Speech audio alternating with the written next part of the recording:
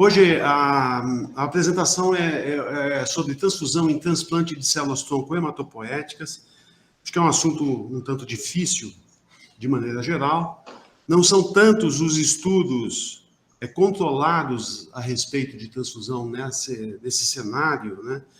E o que é curioso, porque o hematologista e hemoterapeuta, na verdade, faz pouco estudo controlado a respeito de transfusão em doenças hematológicas. Mas, enfim, eu vou falar um pouco a esse respeito, mostrar os estudos mais recentes né, sobre isso.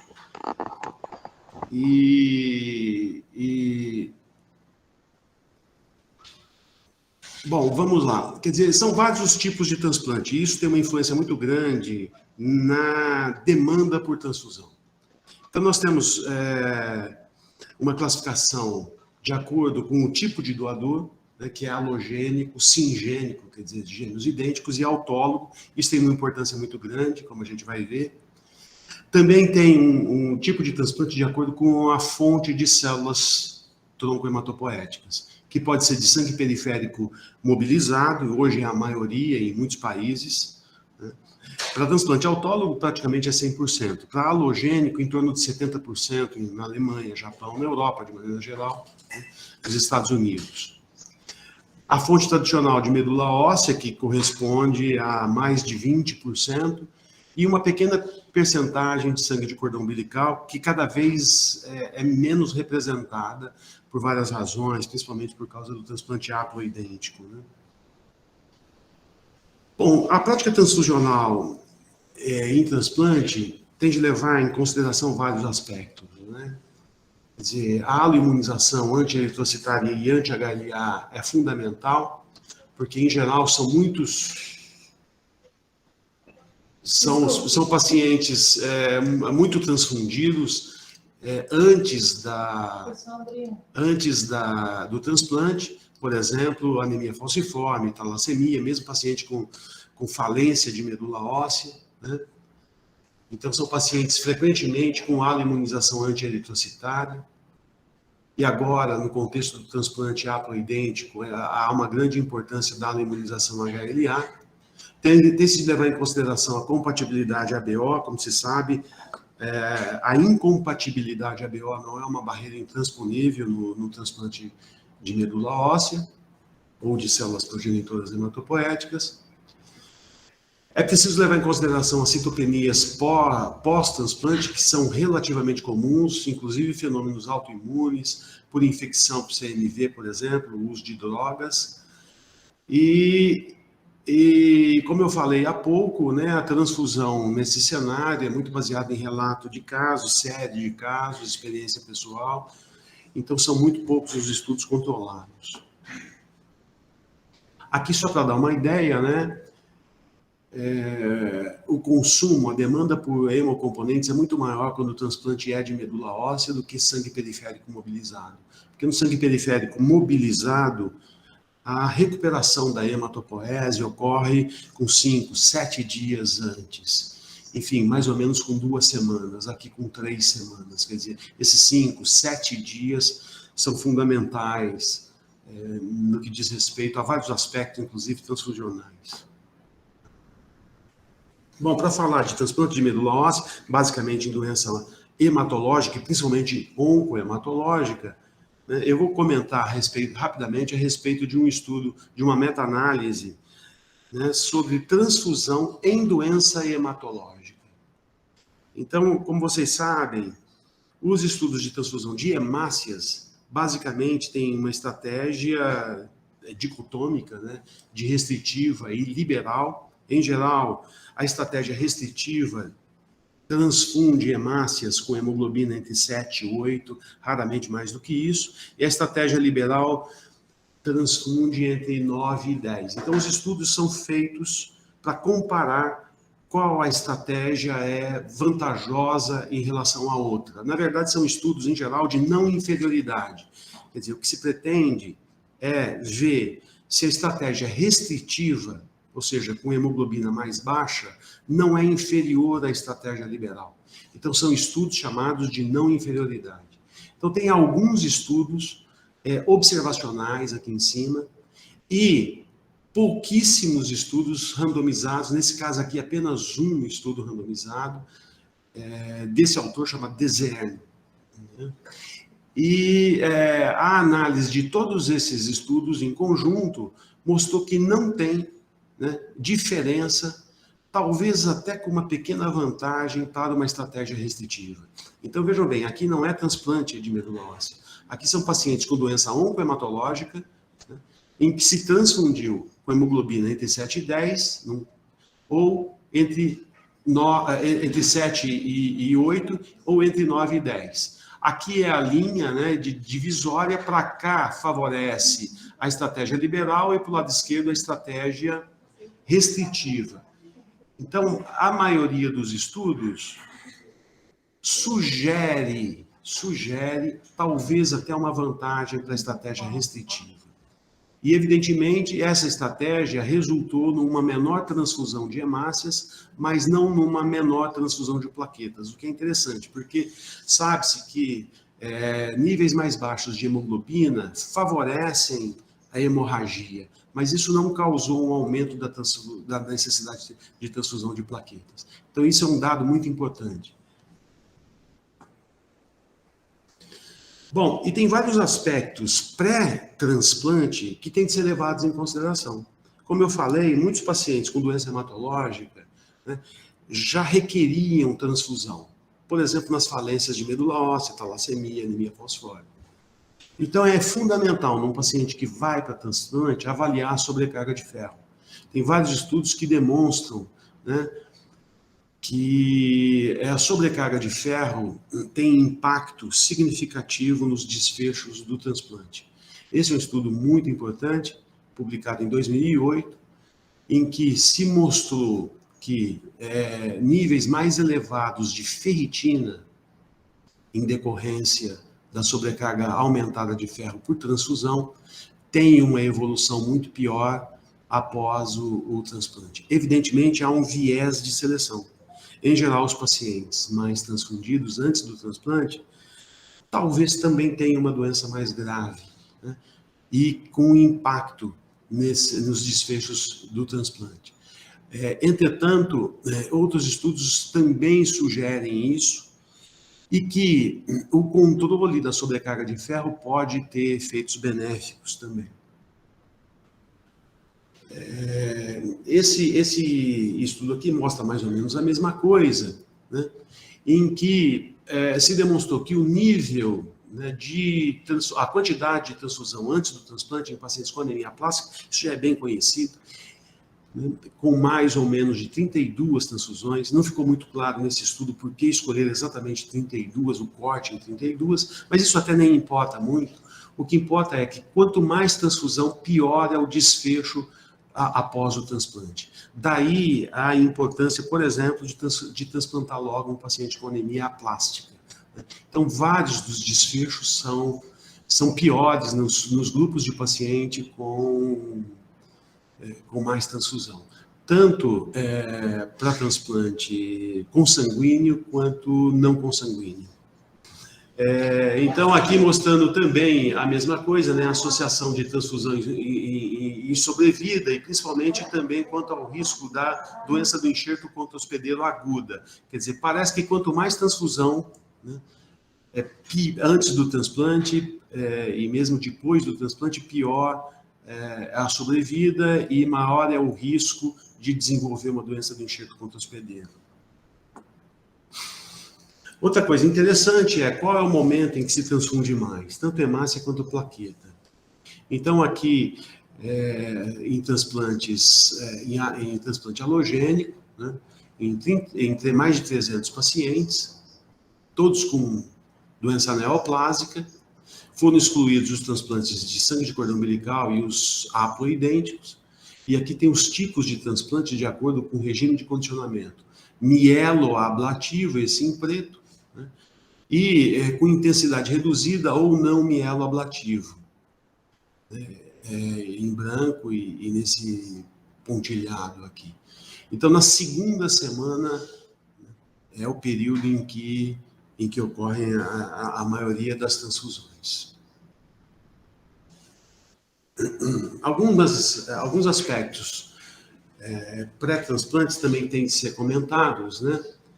Principalmente no que diz respeito, não só no pré-transplante, viu isso aqui do irradiado, mas quando já se define que o paciente vai para transplante, ele tem de receber produtos especiais, produtos celulares especiais. Então tem que ser irradiado, né, para evitar a DASH transfusional, tem que ser leucorreduzidos para diminuir o risco de aloimunização, de reação febril e também de transmissão do CMV, mesmo em receptores CMV positivos, o que é uma complicação no caso de pacientes, principalmente crianças, né, que são CMV negativos, é muito difícil encontrar um doador CMV negativo, adulto, né, doador de hemocomponente, praticamente ele não encontra aqui em nosso meio.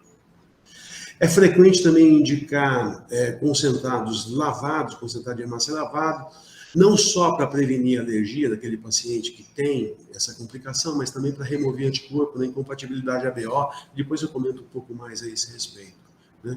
É importante levar em consideração o tipo ABO específico, né?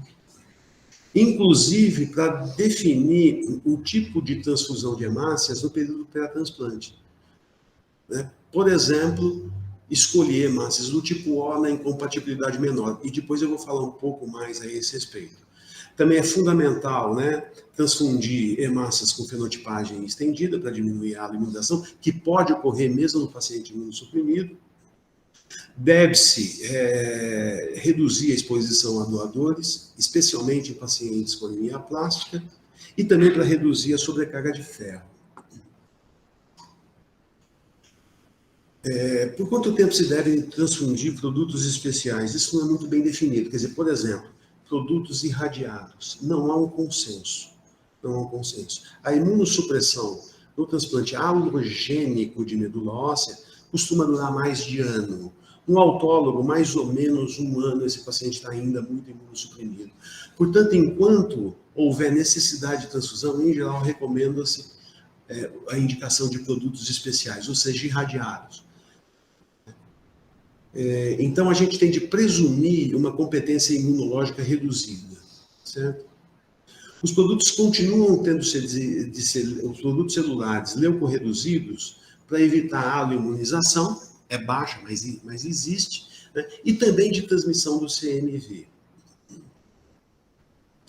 E qual tipo de hemocomponente quando houver incompatibilidade ABO? Isso depende muito, né, do tipo ABO naquele momento do paciente, quer dizer, em geral é o do doador, e da presença dos anticorpos anti-A e anti-B presentes, que muitas vezes não vão corresponder ao tipo ABO presente. Esses pacientes são imunossuprimidos e podem demorar muito a fazer os anticorpos anti-A ou anti-B. Bom, qual que é a dependência transfusional? Esse é um estudo importante, né, publicado também recentemente. É um estudo retrospectivo do NIH, em que se avaliou a necessidade transfusional de hemácias de plaquetas em 800 pacientes, em mais de 15 anos de acompanhamento, todos HLA idênticos, a maioria recebendo sangue periférico mobilizado. E vejam só, praticamente 90% tiveram necessidade transfusional. É mais ou menos isso que se descreve. No transplante halogênico, 90% ou mais necessitam de transfusão. Uma parcela, né, por que 10% não necessitam? Em geral, alguns pacientes morrem antes disso, né, mas cada vez mais, e eu vou comentar mais adiante, se procura fazer um transplante sem transfusão, e isso é possível. Então, se vocês vejam só, usaram mais de 10 mil unidades de hemácias, mais de 10 mil transfusões de plaquetas. Então, aqui o tempo que leva, na verdade, é a quantidade de pacientes que fica independente da transfusão, na verdade, dependente da transfusão, né? Então, eles ficam independentes da transfusão logo, né? Aqui transfusão de plaqueta e aqui transfusão de hemácias. Mas vejam só que tem uma parcela de pacientes que ainda é dependente, mesmo meses depois do transplante. Quais são os fatores que influenciam a dependência à transfusão? Isso aqui é fundamental, né? Os principais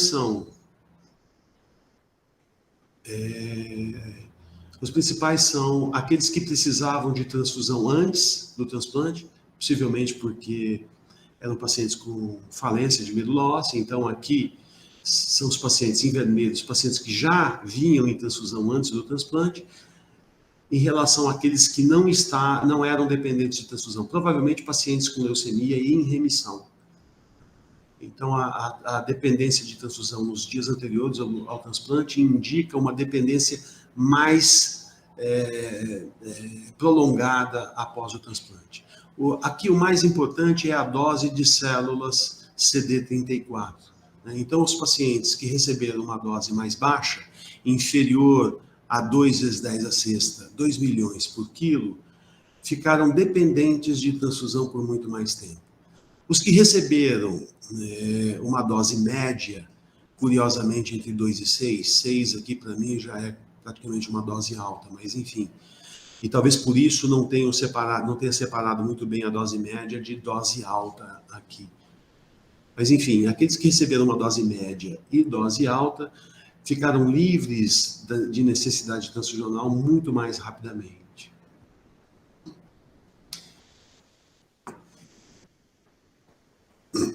Aqui é a avaliação da compatibilidade ABO, que também tem impacto na necessidade transfusional e na dependência à transfusão, como se sabe. Então, concentrando-se nesse gráfico aqui de baixo, né, a incompatibilidade maior ou bidirecional, e depois eu vou falar sobre isso, aqui em azul, né, é aquela que confere maior dependência de transfusão e por mais tempo. São pacientes que acabam recebendo muito mais transfusão também. Ainda nesse estudo, né, da Griffith, aqui eu mostro a questão em números, né? É mais ou menos a mesma coisa, mas só para vocês verem que paciente que recebe baixa dose de CD34 necessita mais do que o dobro de transfusão daqueles que receberam dose média ou dose alta. Então a dose do CD34 é fundamental, né? Essa diferença já não é tão grande quanto a outros aspectos. O condicionamento também é importante. Então, o mielo ablativo é aquele que provoca, né, uma ablação da hematopoese, então ele acaba cursando também com maior necessidade transfusional. Então, os mais importantes aqui são dose do CD34 e o regime de condicionamento, muito mais do que a incompatibilidade ABO. Bom, esse é o único estudo controlado, randomizado, de transfusão de hemácias, não tem nenhum de transfusão de plaquetas, em transplante halogênico de medula óssea. Então, esse é um estudo fundamental, foi publicado no ano passado. São 300 pacientes adultos, né, que receberam transplante autólogo e halogênico, mais ou menos meio a meio, 150 de cada aqui, né? E a estratégia foi aquilo que eu falei, né? Um grupo de alocação aleatória para o grupo de transfusão liberal, que recebiam 2 unidades de concentrado de hemácias, quando a hemoglobina era inferior a 9, para mantê-la entre 9 e 11. E o grupo submetido à estratégia restritiva, com o valor de corte de hemoglobina de 7. Então, vocês vejam bem, isso aqui era sorteado, tá certo? Também recebiam 2 unidades de hemácias, né? E não uma, como tem sido mais comum atualmente. Então, vocês vejam só, o consumo de hemácias, evidentemente, é muito menor naquele que foi tratado com uma estratégia restritiva, como era de esperar, evidentemente. Então, isso aqui é um controle interno do estudo, porque se não houvesse diferença aqui, todos esses outros desfechos perderiam sentido, né? Então, qual foi o desfecho primário? O que também é curioso aqui, é o único estudo que tem como desfecho primário, né, a qualidade de vida desses pacientes, muito mais do que os desfechos clínicos, se bem que isso aqui também leva em consideração alguns desfechos clínicos. Então, é Functional Assessment Cancer Therapy. adaptado no contexto de transplante de medula óssea. Quer dizer, é um sistema de pontuação que avalia, né, a qualidade de vida dos pacientes. Isso vai ser cada vez mais usado para avaliar a transfusão. Veja bem, muito mais do que esses outros desfechos sobre os quais eu vou falar em seguida. Então, tem um sistema de pontuação. Esse sistema especificamente vai de 0 a 148, e quanto mais alto, melhor é a qualidade de vida. Então, isso foi avaliado no D7, D14, 28, 60 e 100. O desfecho primário foi no D100. Os outros desfechos secundários também foram mortalidade relacionada ao transplante, o tempo de hospitalização, a incidência de DASH, infecção, necessidade transfusional, sangramento, enfim. A doença, a síndrome de obstrução sinusoidal, né? E também foi uma avaliação, foi um ensaio de não inferioridade, como é sempre nesses casos, né? Então, vocês vejam só, eu sei que não dá para ver muito bem, né? Porque vocês não vão enxergar muito bem isso aí. Mas os dois grupos, né, estratégia restritiva, que é a esquerda, a estratégia liberal, à direita, não tiveram diferença, né, quanto à qualidade de vida, em nenhum dos pontos avaliados. E essa diferença aqui, que teria de ser de 13 ou mais, foi de 1,6 no D100. Não é uma diferença entre esses dois valores aqui, não, só. Porque a diferença aqui dá um pouco mais do que isso. Mas leve-se em consideração também, né, o valor basal disso aqui. Então, é o que se acresceu ao valor basal. Portanto, essa diferença de 1 e 6 aqui foi considerada não significativa. E não foi em nenhum dos momentos, tá certo? E aqui ele dividiu também para o grupo de transplante halogênico e transplante autólogo. E também não houve diferença no halogênico nem no autólogo. Aqui é uma análise de subgrupo, né, que também não mostrou nenhuma diferença. Então, para o grupo todo, como eu falei, não havia diferença, para o autólogo, halogênico, aqueles que vinham ou não recebendo transfusão antes, aqui maior de 60 anos e com menos de 60 anos. Quer dizer, não houve nenhuma diferença, nem mesmo em pacientes com mais de 60 anos. O que é um achado interessante, porque é o grupo de pacientes que tem comorbidades que podem ter impacto na necessidade transfusional. Quanto aos desfechos clínicos, a gente está mais acostumado a ver desfecho clínico, né? Então, estranha um pouco quando se fala de qualidade de vida. Então, os desfechos clínicos aqui foram desfechos secundários, né? Mas também não mostraram nenhuma diferença. Eu sei que vocês também não vão conseguir ver esses números, mas veja só, a mortalidade, a taxa de mortalidade relacionada ao transplante no D10, no D100, não teve diferença entre um grupo restritivo e o grupo estratégia liberal, né? Praticamente 150 de cada lado. E nenhuma das outras complicações hemorrágicas, por exemplo, não houve diferença estatística, podem ver o valor de P aqui à direita, né?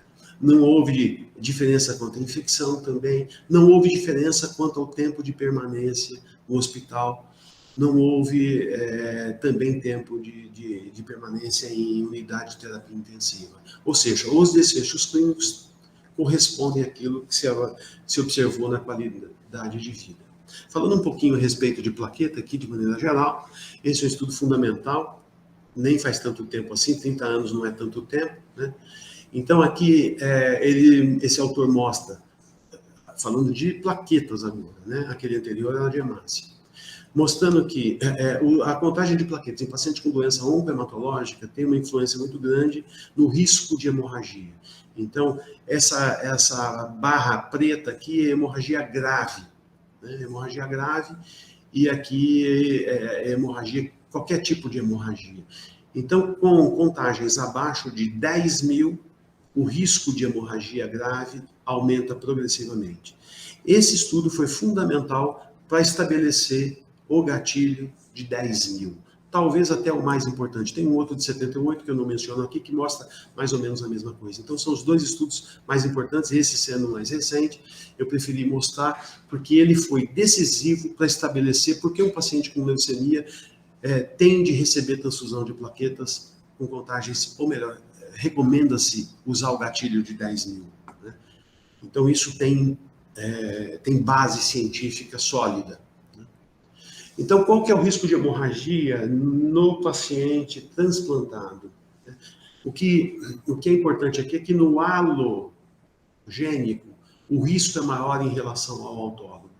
Tem outras coisas interessantes aqui, mas eu vou me ater à questão do transplante. O risco é 50% maior de hemorragia no halogênico em relação ao autólogo.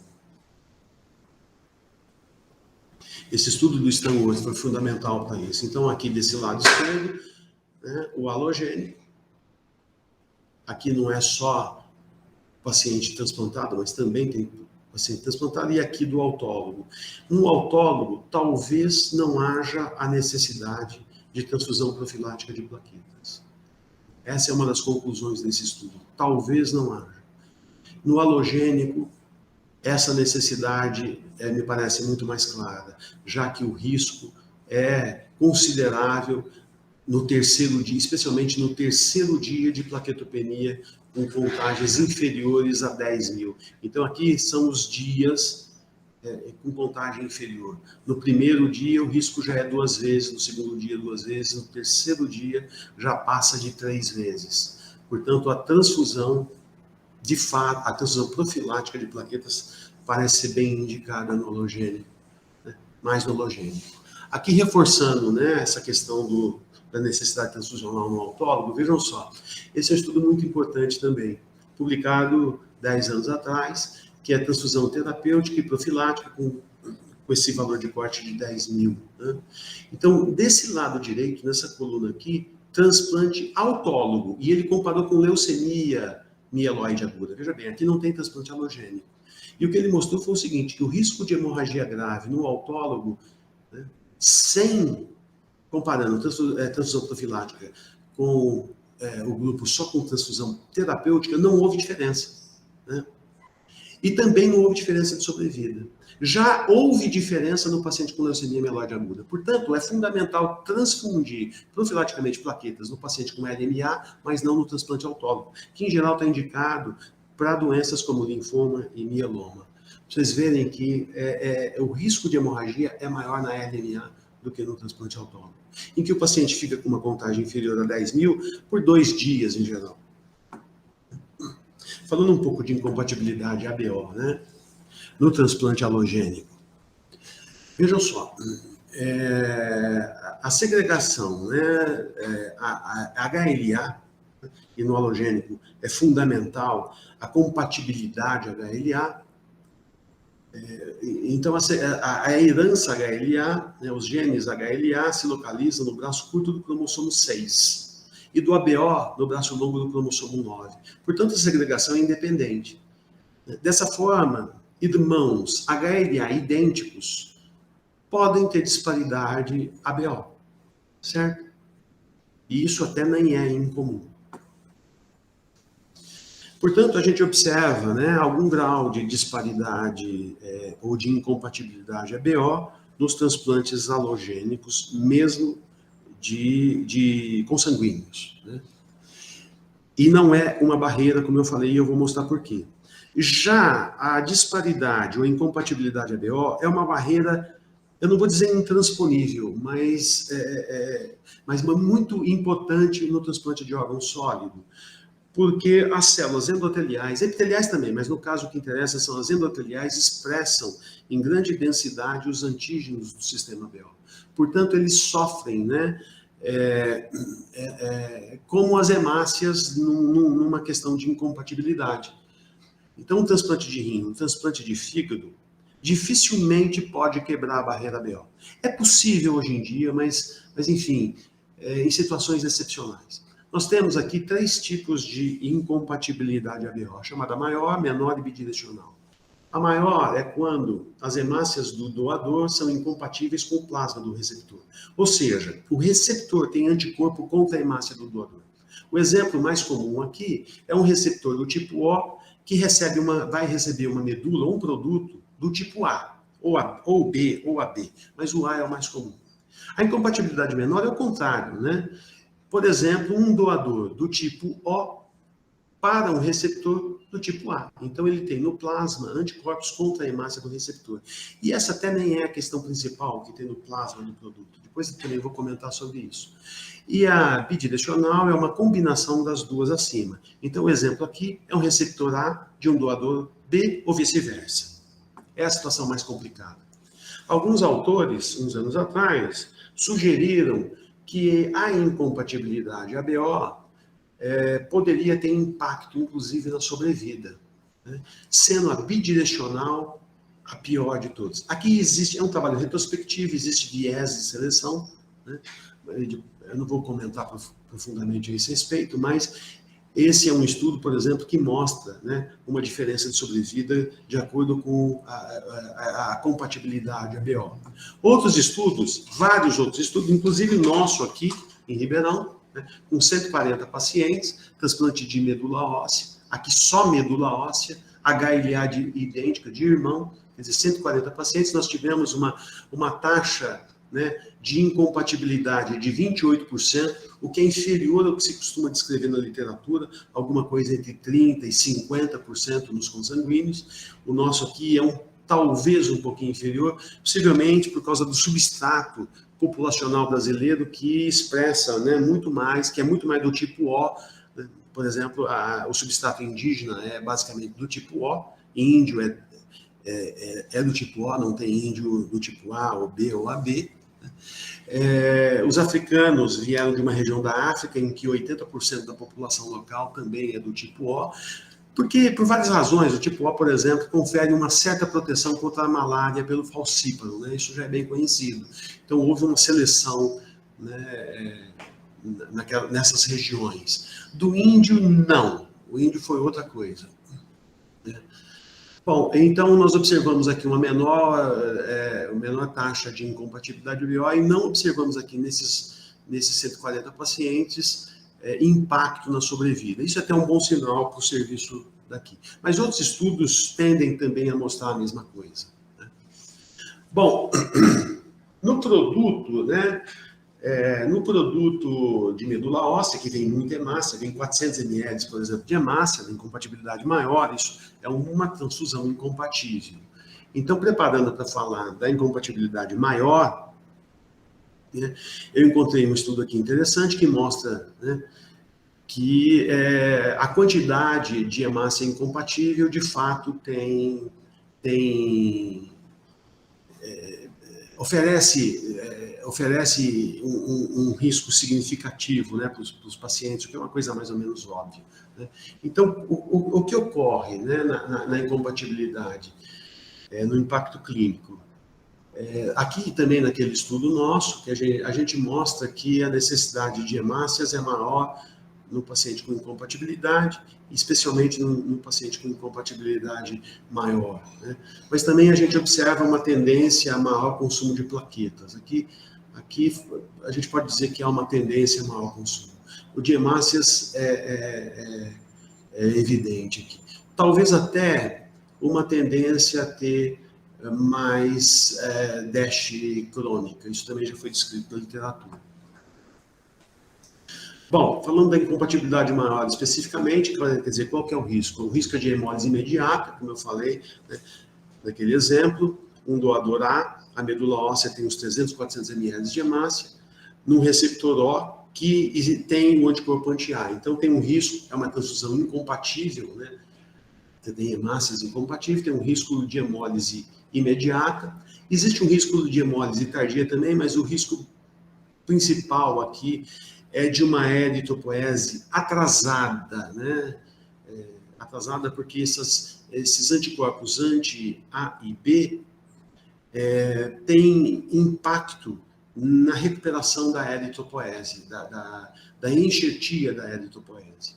Quer dizer, eles destroem os precursores eritroides dentro da própria medula óssea. Então, o paciente pode ter uma aplasia prolongada da série eritroide, né? Ou aplasia pura da série eritroide, e isso tem um impacto transfusional que explica aqueles achados que eu mostrei anteriormente. Né? Quais são as medidas, né, que a gente faz na incompatibilidade maior? A gente remove as hemácias do produto quando ele é medula óssea. Quando é sangue periférico, não, porque a quantidade, o volume de hemácias é muito pequeno. A gente pode, adicionalmente, remover os anticorpos do receptor. Isso ajuda, especialmente quando o título for alto. E qual é o título alto? Depois eu mostro qual é. Né? Para evitar também a hemólise imediata, porque a gente não consegue remover todas as hemácias. Além disso, talvez a remoção dos anticorpos aqui diminua, né, a aplasia ou hipoplasia eritroide mais adiante, e, portanto, a necessidade transfusional. E o que a gente faz, né, também na hemólise tardia ou na aplasia? Tem algumas condutas que podem ser feitas aqui, eu também não vou entrar muito em detalhe, mas a gente pode fazer plasmafétese aqui, mas mais tardiamente também. A gente, claro, transfunde hemácia enquanto não houver necessidade, você pode usar a eritropoetina. A gente está adquirindo aqui uma boa experiência com o uso da eritropoetina nessa situação, tem ajudado muito, e funciona isso aqui. Ajuda também a suspender, quando é possível, ou reduzir a intensidade da imunossupressão e outras medidas imunossupressoras, como rituximab, que é uma tendência a evitar, porque já é um paciente imunossuprimido e você acrescenta imunossupressão. Né?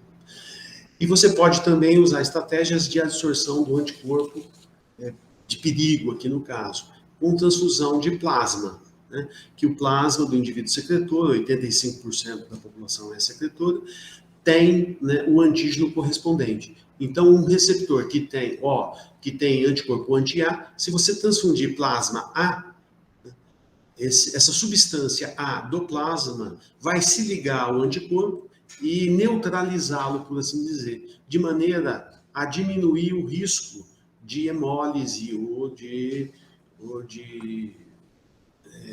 comprometimento da eritropoese, da enxertia da eritropoese. Então, veja só, aqui é uma medula óssea. Isso aqui é foto nossa, né? Para remover hemácias, a gente tem uma técnica manual de remoção. A quantidade de hemácias média aqui, em geral, é de uns 400 ml, como eu falei, é muita hemácia. Então, vocês imaginam isso aqui de hemácia A, no receptor do tipo O que tem anti-A. Levaria certamente a complicação gravíssima, e eu já vi isso acontecer. Então, a gente sedimenta a hemácia, escoa ela e elimina, né, e deixa só uma pequena quantidade.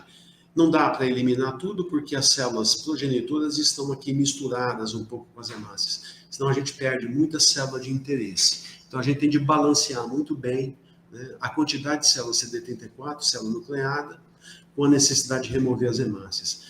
E a gente faz isso aqui com muito cuidado, e é caso a caso, né? Se a medula tem muito pouca célula CD34, eu obrigatoriamente tenho de deixar mais hemácias aqui, para não perder muita célula. E tenho de promover uma melhor remoção dos anticorpos de perigo aí. Vocês vejam só como é complicado.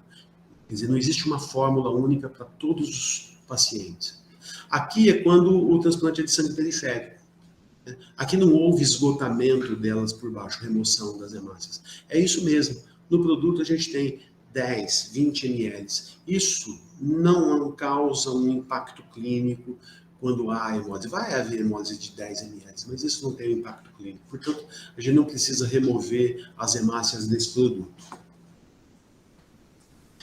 Aqui são os resultados que a gente obteve no nosso serviço, né? Então, nos casos de compatibilidade ABO, mais ou menos 400 ml de hemácias, depois foi para 40, veja bem, a gente remove muita hemácia, consegue remover muito bem isso aqui.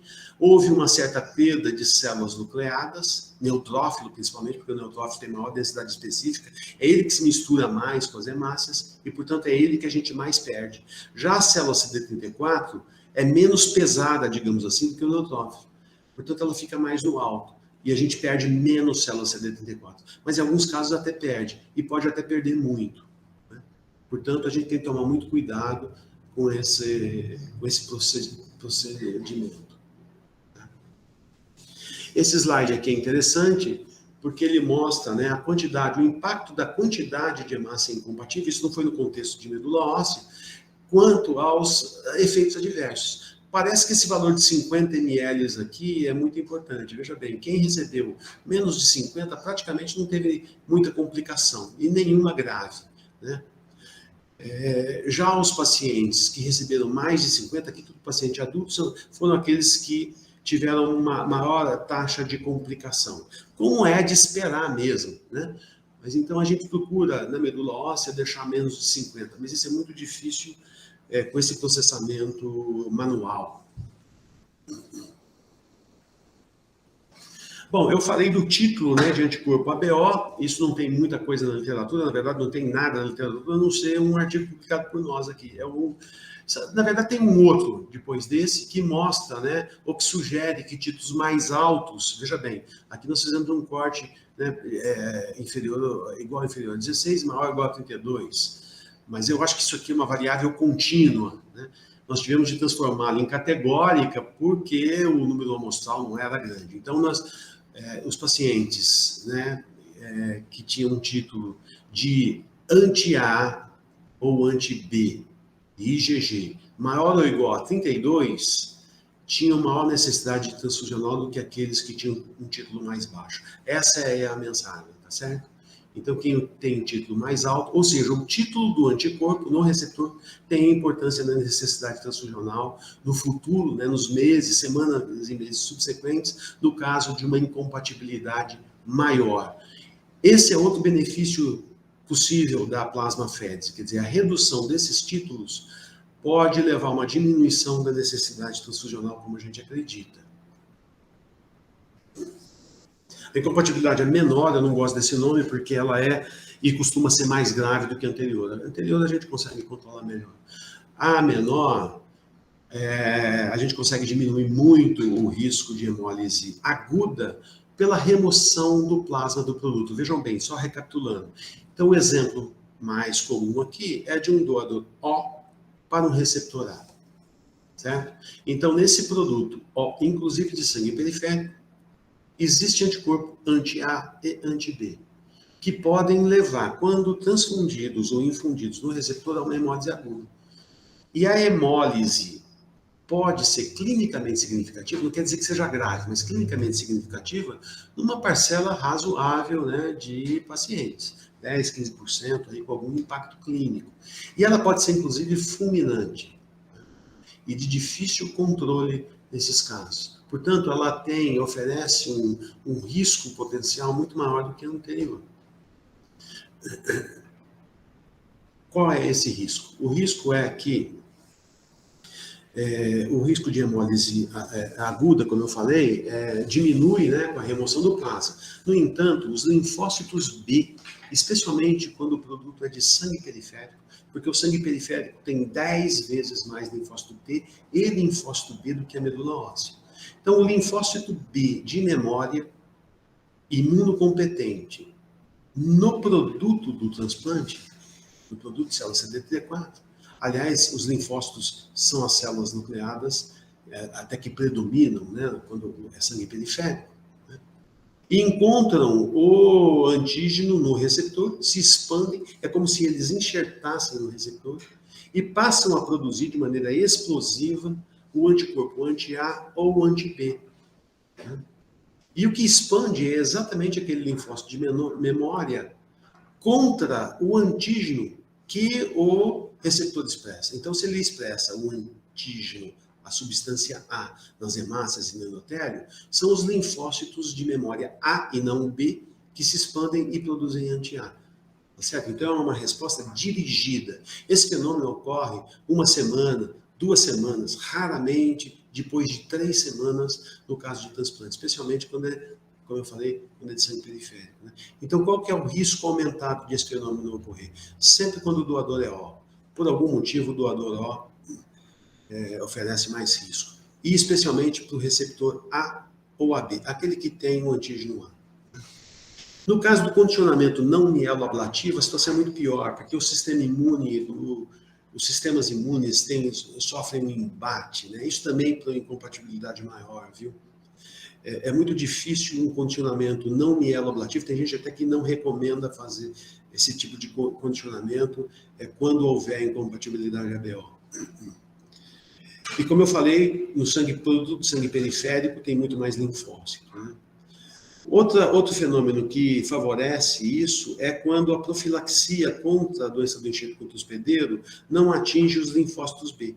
Por exemplo, quando ela é feita só com ciclosporina. A ciclosporina é anti-T, praticamente não tem ação anti-B. Portanto, os linfócitos B se expandem. O que favoreceria isso? Por exemplo, o uso do metotrexato diminui esse risco. E eu acredito que no haploidêntico é comum usar, né, a ciclofosfamida no D2, D3 para exatamente diminuir o risco de DASH, né? Também talvez diminua esse risco. É uma coisa que me interessa, inclusive, estudar. O transplante de outros órgãos sólidos, também pode levar a esse fenômeno. E isso é descrito com uma certa frequência. Transplante de coração, pulmão, por exemplo, oferece um risco muito grande, né, praticamente igual ao de medula óssea, transplante de fígado também. Como a gente observa isso? É uma hemólise mais tardia, que a gente observa depois do D7. Aqui há uma definição, a gente não precisa exatamente seguir isso, mas para desconfiar muito quando há uma queda de 2 pontos ou mais da hemoglobina, quando cai rapidamente a aptoglobina, então esse é um teste muito importante. O aumento da desidrogenase lática, né? E aí o CUMS direto passa a ser positivo. Aqui é a descrição de um caso, né, de um estudo de uns anos atrás, de 20 anos atrás, ele mostrou 8 casos. Aqui é um caso fulminante, o paciente foi a óbito, inclusive, no D16, esse fenômeno ocorreu no D8. Né? O doador era O e o receptor era A. Então, vocês vejam só, isso aqui é o hematócrito aqui do lado esquerdo. Ele caiu, de um dia para o outro, né, para 5 de hematócrito. Quer dizer, ele teve uma hemólise maciça, com o aumento da desidrogenase lática, que a gente vê aqui à direita, muito brutal da desidrogenase lática, e é claro que houve necessidade de transfusão de hemácias, enfim. Né? E esse paciente, como eu falei, foi a óbito no D16 por falência de órgãos, ele fez insuficiência renal aguda. Então, para vocês verem como esse fenômeno é explosivo, ou pode ser explosivo, o que requer uma vigilância hematológica, imunohematológica, hematológica e imunohematológica. Nesses dias aqui em Ribeirão, nós adotamos essa vigilância a partir do D5, D6. Isso é chamado de síndrome do linfócito passageiro. Eu não gosto também desse termo, porque esse passageiro em português dá uma ideia até de que ele passa logo. Ele até passa logo, mas dá uma ideia de uma amenidade que essa situação não oferece, quer dizer, por isso que eu não gosto, né? O passenger em inglês tem outro sentido. Como a gente faz, né? A gente transfunde a hemácia O. Inclusive antes do transplante, para diminuir a massa eritroide alvo, tá certo? Inclusive antes do transplante, como eu falei, quer dizer, o doador é O, se você transfundir hemácia O, né, aquele anti-A ou anti-B produzido não vai afetar as hemácias transfundidas. É que muitas vezes o paciente, né, com leucemia aguda está em remissão e tem uma grande massa eritrocitária autóloga, autógena, digamos assim. Por exemplo, do tipo A. Então, esse paciente demora a ter uma queda da hemoglobina, ele tem uma massa muito grande. Então, esse paciente está muito sob risco. Um paciente com anemia plástica está sob menor risco, porque ele já vinha em transfusão, e você já pode transicionar, né, o tipo sanguíneo A para O antes do transplante, 1 mês, 2 meses antes do transplante. Né? E é um paciente que já no condicionamento apresenta anemia. E enquanto que na leucemia aguda, muitas vezes não tem anemia. Tá? Como a gente trata um caso como aquele, né, com esse tipo com plasmafése terapêutica, maciça, todo dia, em grande quantidade. Eventualmente se faz uma eritrocitafese terapêutica nos casos mais graves de hemólise maciça. Você pode fazer também rituximab para evitar a extensão desse fenômeno. Ele não serve muito para aquele momento específico, né? Além de outras medidas, né, de imunossupressão, que são prévias, né? Como eu falei, o monitoramento laboratorial tem que ser com hemograma, com reticulócito. Veja bem, não adianta fazer reticulócito cedo, né? Eu não diria que a gente precisaria no D7 fazer reticulócito. Não há expectativa de que haja reticulocitose nesse caso, né? Então, o reticulócito é mais adiante, sabe? Eu poderia ter removido essa informação daqui. Quer dizer, no D7 a gente não tem reticulocitose, tem reticulocitopenia. A medula está em aplasia. Né? Você faz, né, a titulação dos anticorpos, anti-A e anti-B. Aqui a gente faz 2 vezes por semana. Você faz o teste direto da antiglobulina, que é o teste de CUMS, e outras provas de hemólise, LDH, bilirrubina, hemoglobina livre e a aptoglobina. A ectoglobina ajuda muito, né? Bom, falando de outro aspecto também, que eu acho importante, que a gente viu aqui, quer dizer, um dos aspectos, como eu mencionei adiante, aliás, lá no início, é que a aloimunização é muito importante, a aloimunização anti-eritrocitária e anti-HLA, especialmente quando há incompatibilidade ABO, né? Aliás, incompatibilidade HLA no transplante haploidêntico, né? Para ver se não tem anticorpo contra antígeno do doador. E um trabalho nosso aqui mostrou que um dos aspectos mais importantes de prognóstico no transplante é a presença de anticorpo anti-eritrocitário no receptor. Mesmo que isso não se tivesse traduzido numa necessidade transfusional durante o transplante. Ou seja, o anticorpo anti-eritrocitário, e talvez o anti-HLA também, mas não foi objeto de análise nesse caso aqui, é um marcador de prognóstico, talvez um dos mais importantes no desfecho clínico do transplante. Isso no caso específico de anemia falciforme. Nós mostramos aqui um número quase 50 pacientes. Bom, isso aqui eu vou passar rapidamente, porque é uma indicação do tipo ABO, né, a transfundir no caso de incompatibilidade, eu não vou me estender sobre isso, né? Só lembrando também que há alternativas à transfusão, em algumas situações ela é até obrigatória, digamos assim, em casos de paciente testemunha de Jeová, isso tem sido feito com mais frequência, tem mais publicação, descrição de caso, então a gente pode usar a eritropoetina e outros estimuladores, né, da trombopoese, que são menos usados. A eritropoetina tem sido mais usada, né? Esse estudo publicado uns anos atrás mostra isso, né? Então o paciente em transplante halogênico que recebe eritropoetina, aqui tem 2 esquemas, mas aqui eram 2 grupos que recebiam a eritropoetina em tempos diferentes, mas aqui uma análise de combinação dos 2 grupos, né, mostrando uma hemoglobina mais alta, né, no grupo que recebeu a eritropoetina em relação ao grupo controle, que não recebeu, né. E aqui mostrando a transfusão de hemácias nesses 2 grupos. Então, o grupo controle recebeu muito mais hemácia, 7 unidades, e o grupo que recebeu a eritropoetina recebeu 4 unidades, né, com os mesmos protocolos transfusionais, mostrando que tem um impacto transfusional. Talvez a eritropoetina devesse ser mais usada. É claro que existe o risco de trombose numa situação inflamatória, não há um risco de DASH aumentado, isso se suspeitou. Enfim, parece relativamente seguro usar a eritropoetina e talvez mereça um uso, né, especialmente nos casos de incompatibilidade ABO do tipo maior. Bom, como eu falei, alguns grupos fazem transplante sem transfusão, inclusive no Brasil já tem já tem pelo menos uma publicação que eu vi. Esse aqui é um grupo mexicano que mostrou que no transplante halogênico, e uma parcela grande, né, de pacientes não recebeu hemácia e não recebeu plaquetas. Até mais do que no autólogo, que é um pouco de estranhar. Mas, enfim, isso é mais fácil de ocorrer no transplante com sangue periférico mobilizado, porque a recuperação da hematopoese, quer dizer, a enxertia, se dá no D14, no D15. Né? Então, num paciente em remissão, com seus 13 de hemoglobina, 13, 14 na fase pré-transplante, vai ter uma queda de 1 grama de hemoglobina por semana. Então, ele vai chegar no D15 com uma hemoglobina bem razoável. Então, é perfeitamente possível prescindir da transfusão de hemácias num transplante autólogo ou halogênico. É mais difícil isso nos casos de falência de medula óssea, em que o paciente já chega com anemia. Né? Mas, enfim, isso é possível. Só lembrando, para finalizar, né, que a gente não pode esquecer dos cuidados com o doador.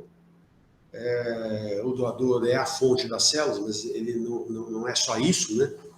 Então, ele merece os cuidados, a gente tem de avaliar, né, as reservas de ferro, principalmente quando a doação de medula óssea. É preciso repor ferro quando da doação de medula óssea, especialmente se o peso do doador foi inferior ao peso do receptor. Existe um estudo, inclusive, que mostra que quando essa diferença é de 20 quilos ou maior, ou mais, ou maior, né, talvez convenha, de fato, fazer coleta de sangue autólogo para transfusão durante o procedimento de coleta. Aqui é uma sugestão minha, né, que é de não fracionar o sangue total coletado, porque, enfim, porque não precisa, né? Esse volume de plasma aqui pode ser útil para o receptor e a gente não precisa das plaquetas. E também não precisa de plasma fresco congelado. Ele não tem necessidade de fator de coagulação. Então, eu acho que não convém fracionar o sangue total. É só uma dica, digamos assim, né? Porque você acaba, se fracionar, acaba não usando o plasma. E poderia ser conveniente usar o plasma naquele paciente. E não aumenta o risco, por exemplo, de troca de produto, né? Aumentaria talvez um pouco o risco de sobrecarga da volemia, mas isso é raro de acontecer nessa situação. A doação de sangue total não precisa de doação autônoma. Bom, para concluir essa apresentação, quer dizer, eu mostrei que a maioria dos pacientes transplantados ou em transplante requer transfusão no período peri-transplante. A transfusão de hemácias pode ser restritiva, quer dizer, com hemoglobina de 7, 8, eventualmente no paciente com uma comorbidade do tipo coronariopatia. Tem demonstração em outros estudos, eu não mostrei aqui, mas parece que em paciente coronariopata, um gatilho de 8 é melhor em outras situações, não no contexto de transplante de medula óssea. No entanto, eu acho que dá para extrapolar para essa situação. A transfusão profilática de plaquetas é justificada no transplante alogênico, é no autólogo também, mas principalmente no alogênico. Eu diria que talvez seja obrigatória no alogênico, e ela é justificada no autólogo. Eu talvez possa reformular essa conclusão aqui. Né? O TMO-ABO com incompatibilidade ABO requer procedimentos específicos antes, durante e depois do transplante, como eu falei. O transplante ABO incompatível pode afetar a recuperação eritroide e a necessidade transfusional aumenta. Talvez possa afetar a sobrevida global. Talvez possa também aumentar a incidência e a gravidade da DASH crônica, né? Na anemia falciforme, a presença de anticorpo anti-eritrocitário está associada a um pior prognóstico.